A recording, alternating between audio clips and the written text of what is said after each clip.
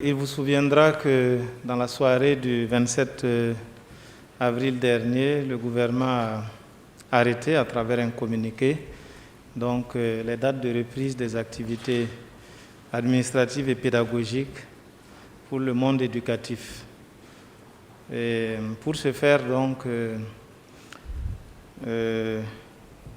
j'ai fait un point au Conseil de l'ensemble des mesures que nous sommes en train de prendre pour accompagner le processus afin de pouvoir respecter ces échéances de façon sereine.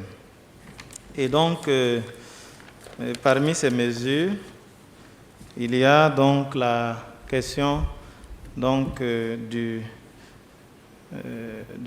l'octroi d'un masque, de 2 masques réutilisables lavables à chaque élève et à chaque enseignant. Il y a aussi la question de la mise à disposition des établissements scolaires du savon pour accompagner l'initiative de lavage des mains, parce que cette reprise doit s'accompagner du respect des mesures barrières. Il y a aussi la gestion des flux. Vous savez qu'il y a des classes où les effectifs sont assez élevés, alors qu'on a des dispositions pour le moment qui doivent être respectées en termes de regroupement de personnes, et pas plus de 50. Et la mise en œuvre de toutes ces initiatives nécessite qu'un certain nombre de mesures soient prises à travers une directive pour éviter justement que cette reprise se fasse de façon désordonnée ça et là. Et c'est ainsi que nous avons commencé à élaborer et nous avons un projet de directive pour la reprise des activités administratives et pédagogiques dans le contexte de la pandémie du Covid-19. Et ces documents ont été présentés au Conseil et ils feront l'objet de rencontres d'information et d'échanges avec l'ensemble des partenaires du système éducatif, les fêtières de l'enseignement privé, les parents d'élèves, les partenaires sociaux et même les partenaires techniques et financiers dès demain, afin de recueillir leurs préoccupations et certainement peut-être des accompagnements dans la mise en œuvre de ceci. Alors, cette reprise aussi suppose un réaménagement du calendrier scolaire et du calendrier des examens. Mais les deux ne vont pas ensemble. Il faut d'abord arrêter un calendrier scolaire et qui permet de donner la plage pour l'organisation des examens.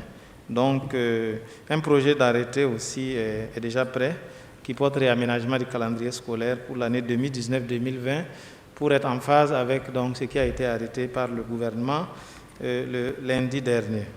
Alors il faut dire aussi qu'au regard du temps qui nous reste, pour l'achèvement de l'année scolaire, il n'est pas possible de respecter certaines dispositions du décret qui portent modalités d'évaluation et de contrôle des apprentissages scolaires en termes de nombre d'évaluations, parce que dans les évaluations scolaires, il y a les interrogations, il y a les devoirs et il y a les compositions. Cet ensemble permet d'évaluer un trimestre ou un semestre. Et aujourd'hui, il n'est pas possible, au regard de la situation, dans le cadre de cette année scolaire, de respecter intégralement ces dispositions. Et un projet de décret a été préparé, il va être introduit en Conseil pour demander une dérogation spéciale, c'est-à-dire une dérogation pour l'année scolaire 2019-2020 en termes de nombre d'évaluations à faire pour valider un semestre ou un trimestre, de façon à nous permettre de pouvoir achever notre année scolaire tout en respectant les critères de qualité. Alors, une circulaire aussi va accompagner justement ce projet de décret de façon à ce que ce soit compris de la même façon dans chaque structure éducative. Alors, il faut dire aussi qu'à côté de cela, on a un autre défi, c'est le défi sécuritaire, qui fait que même si on reprend à partir du 11 pour les classes d'examen et à partir du 25 pour les classes intermédiaires, il y a des établissements qui ne pourront pas réouvrir dans la mesure où ces établissements sont dans des zones à défi sécuritaire élevé. Et c'est pour cela que l'initiative de continuité pédagogique par l'utilisation des TIS se poursuivra, se mettra en œuvre pour maintenir les élèves qui sont dans cette situation et certainement des enseignants aussi dans la continuité pédagogique, mais aussi accompagner donc des élèves des classes d'examen ou des classes intermédiaires qui, du fait du calendrier assez raccourci, donc fera que certains aspects ne seront pas vus, mais seront peut-être rappelés plutôt donc les années à venir.